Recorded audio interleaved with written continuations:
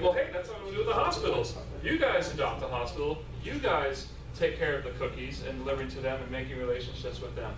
And then we also still have some cookies left over after that. And so in August, when we started school, the teachers come back a week before the students do. So there's a whole week, there's nothing but the teachers and staff at the campus.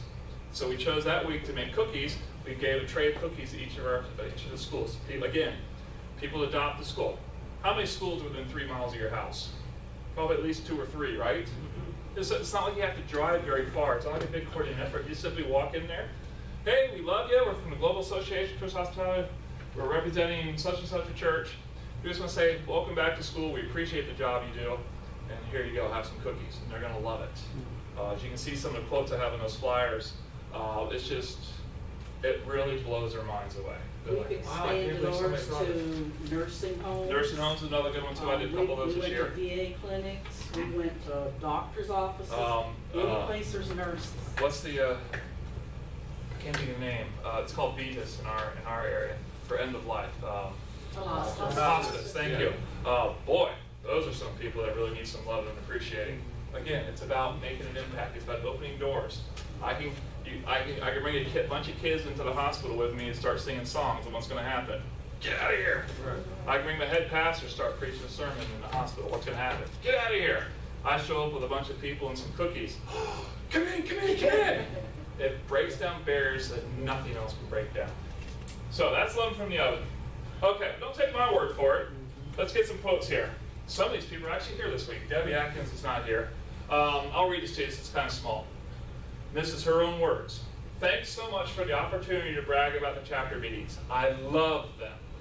What a great way to meet folks who do what I do and who also understand the intricacies of operating a church kitchen.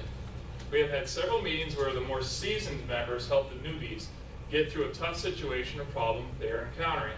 What a gift. Sometimes we feel alone in this job. Of course, we do it for the Lord and He is always with us, but it is nice to be affirmed in what we are doing and encouraged to keep going.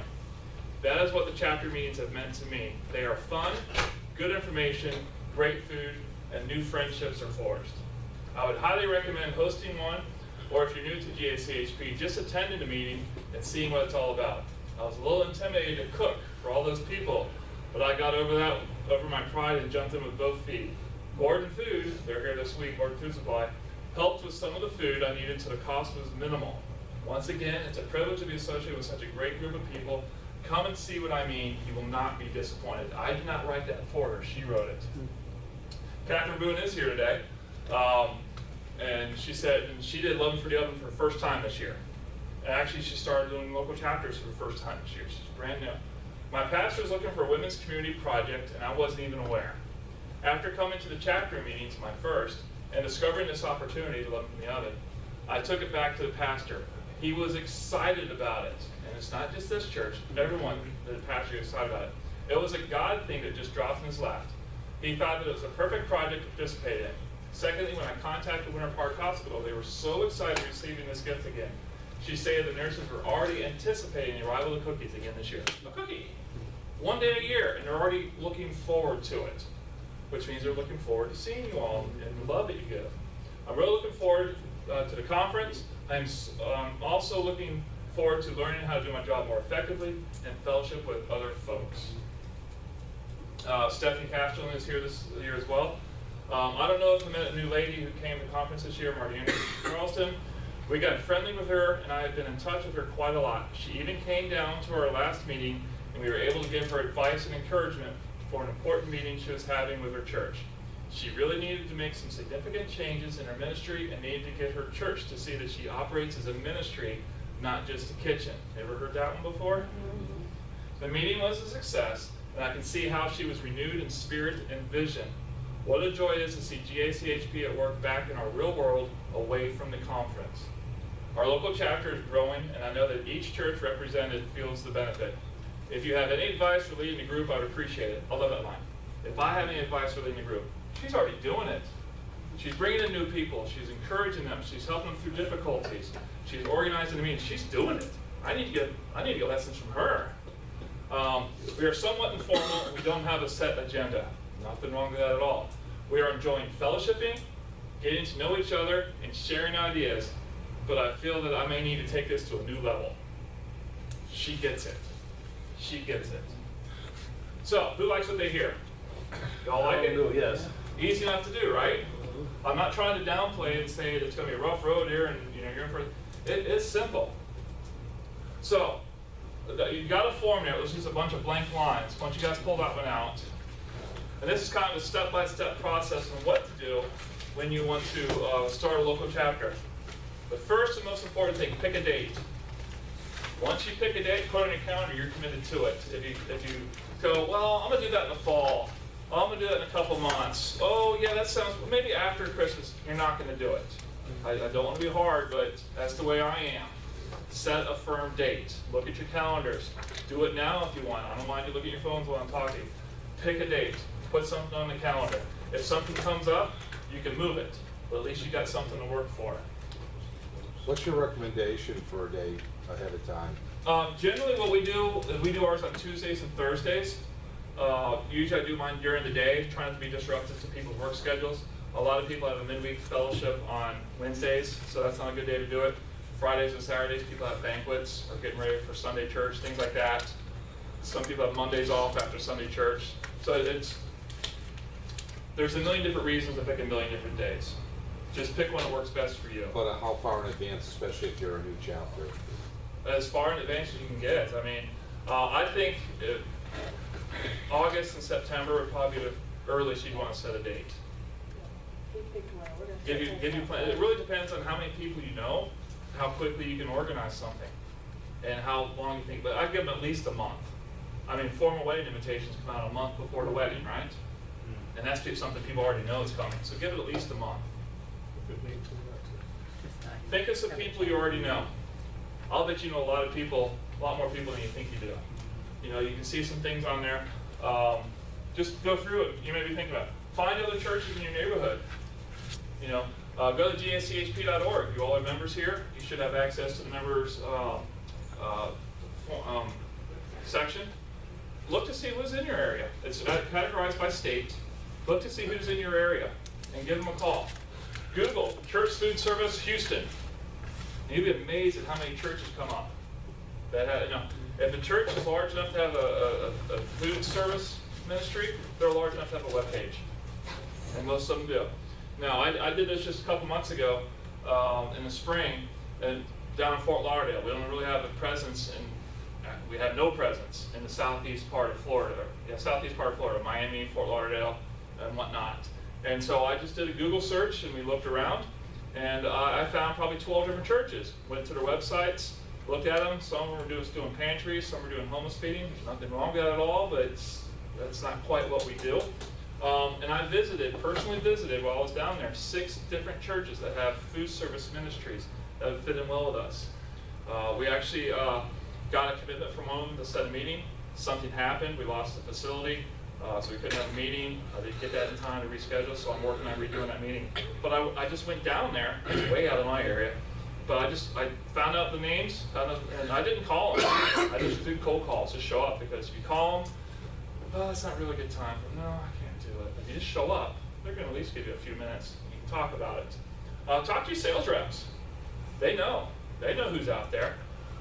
They may be able to say, oh yeah, I know that church that I've been trying to get in with them a little while. We're working with the sales reps from Gordon and Cisco and US who are out there in the trenches doing these things. And we've got a partnership with them. And so that whenever we find a new church, we recommend one of those 3 companies to them. We let them know so they can go in and start saving some money on their purchases. But also when they find a new church or a ministry like that, they let us know about it so we can kind of work together. We're not trying to trap them, but we're just trying to expand our ministry to more people. Talk to your pastors. Your pastor, however big or small he is, he knows other churches. And he may know of some other churches in the area that have some sort of a food service program. It may be as simple as a midweek fellowship meal, but it's a good start. If we Yes, ma'am. talk to local churches, is it okay to give them the GACHP website so they can go and look and see what's going on? It's actually recommended because you've seen our web. I hope you all have seen our web page. It's professional. It looks nice. It's something that you can be proud of. And so show them the web page, or at least tell them where it is, so they can do some investigating. And it's not just a one-page thing on a web page. It's like, oh, okay, it's just thrown away. It looks nice and professional, and that's actually gonna give credence to what you're saying. Because a lot of people, particularly in churches, you go to hotels and restaurants, they already have associations. They're used to the idea. But a lot of church folks aren't used to the idea of an association, so you kind of have to sell it on them. Don't go in there saying, hey, look what you can do for me. Don't sit there and say, oh, the membership's only $99. Don't even talk about that. Talk about fellowship. Talk about leaning on each other. Talk about learning from each other. Talk about getting to know each other. Things like that. Because think of how you are. Think about how you were before you met the GACHP. You probably thought, overwhelmed. You probably thought maybe a little bit unskilled, not knowing enough to do the job, underqualified. You may have thought that you were alone, and that's not true at all. And so just kind of appeal to that side of them, because that's where you were, and that's what attracted you to it. Chef, excuse me, Chef. Something I thought was real impressive in reference to what you're asking and what Chef just answered. Little brother I met here, Angelo, told me that when he went, I said, how'd you hear about the chapter? He said when they hired him at the church, his church had already researched and knew about the association, and they recommended that he, being hired as their food service director or chef, come aboard and be a part of this ministry. Yeah, the national level sent out 3,000 invitations this year to the conference, and I met at least one person here who heard about this through that mailing. So there's already some, they may have seen that and go, just threw it away, they didn't know what it was. You come back and go, oh yeah, I remember getting that a little while ago. Yes, ma'am. Do you have the, like you sent out 3,000 invitations to the conference. So do you have, a list somewhere, like if we're gonna start one in Eastern Virginia? Right, would you send us some Janae has churches? that. Okay. Yeah, Janae has that. Ask her. I thought I had that on there. I'm sorry. It might be on your sheet there. Talk to Janae. You can send her an email through the webpage if you don't have her direct email, and say, hey, do you have anybody in my area? And they may already have somebody in your area that you may not have connected with. Because there's a lot of, I think we have 160 church members in our organization. There's only 100 people here. That means there's 60 churches that are part of our GACHP that didn't make it to conference. Yes? I have one more question. I have a lot of friends who I know who are Christians who are not working at churches, and I'd like to invite them to our meetings. Yeah. And so I just wanted to know if that was cool. Yeah, we haven't had too much, been able to do that too much. Talking about, Christians who work out in the real world, as I call it. But definitely, they can get a lot from it as well, because they may not have a big church ministry, but if you think about it, they're a ministry of one. But I think that a lot of, I know a lot of the people that I know, they're like Christians in disguise in the industry. Yeah, they kind of have to be, unfortunately. Yeah, and I just think the balance of, maybe working at a church isn't all it's up to be, working in this, I think the balance. And not everybody can work in the church either. There's only so many positions. Yeah. But volunteers, that would be a great opportunity also for that group of people that you're referring to. Maybe you can get them to come alongside you and volunteer now. Possibly, yeah. Yeah, I mean, for us, I'm connected to a lot of people through Mercy Chefs Right. in my area, but I just love to give them somewhere where they could just be out in the open. Yeah, exactly, to feel relaxed. These guys, yeah. It's like my children are special needs, and it's always a struggle trying to fit them in with everybody else, but it's nice. We do a few events every year of just autistic children. Just to be around other people like you is so refreshing. I'm not weird, I'm not crazy, I'm not by myself, I can be myself. And that's what the chapters can do, and the conference as well. I can open up. I don't have to keep that face, the facade in front of me. How are you doing today? Oh, I'm doing great. Everything is awesome. When you're just so overwhelmed, you're just going to explode. But I'm doing great. Everything's good. And you can be yourself, and you can relax and open up with other people. Michael, have you ever heard of a program called Young Life, and especially Young Life Capernaum? Young Life is kind of like a teen group, kind of non-denominational for Christian kids to get together, right? And then at our church, we have what's called Young Life Capernaum, and it is that same kind of group and meeting except for special needs, right? And so what we do in our church is once or twice a month during the school season, we create a gluten-free meal because with special needs, that's the kind of diet they do. And it's a really great ministry because they have a bunch of volunteers, like a 1 volunteer to 2 kid ratio, and they help assist and feed them. And then the parents either come back an hour and a half, 2 hours later, or they go hang in the cafe, and it gives the parents a break from that. And all the volunteers are kind of trained how to, help these kids. And so it's real win-win. All the special needs kids are together, and they can interact with people of like situations, and then the parents love the break. So you understand it. It's the same thing in our own ministries. We need a break, and this can be a great break. Your meetings typically last 3 or 4 hours. It's nothing too long, but that can be enough. Because sometimes we just get tired and worn out. Sometimes we're blessed beyond belief, and we've got so much stuff. It's ridiculous. We're doing so well. Help somebody else out.